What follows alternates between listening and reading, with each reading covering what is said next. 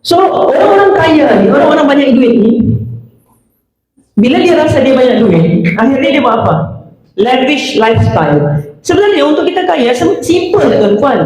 Hidup di bawah kemampuan, duit tu menabur. Ramai orang hidup mengikut kemampuan, bahkan melebihi kemampuan. Kan? Hidup mengikut kemampuan ni pun satu masalah, sebab akhirnya dia tak mampu menyimpan.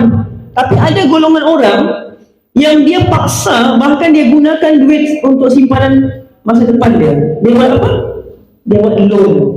Tuan-tuan tengoklah, ada seorang kawan saya, dia pernah cakap, dia cakap, itulah aku beli Shopee tu, aku pakai Shopee Pay Later. Benda yang macam murah-murah lah, bukan yang macam 20,000 kan, yang biasa-biasa ni mungkin ratus ke harganya.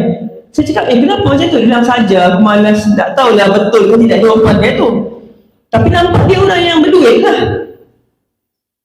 Sedangkan tuan-tuan tahu ke tidak, Shopee Pay Later tu, dia ada interest tau. So, lifestyle kan tu, dia biasa sudah buat pinjam, sebab bayar sikit tu best kan, bayar sikit. Kalau 200, kalau bayar 6 bulan, berapa sebulan? Baru berapa puluh ringgit. Jadi dia boleh beli, instead of beli satu, dia boleh beli 5 benda, sebab dia hutang. Itu adalah habit yang sangat bahaya. Lepas tu dia tak tahu pula ada interest, dia bagilah Shopee tu kaya lebih banyak lagi.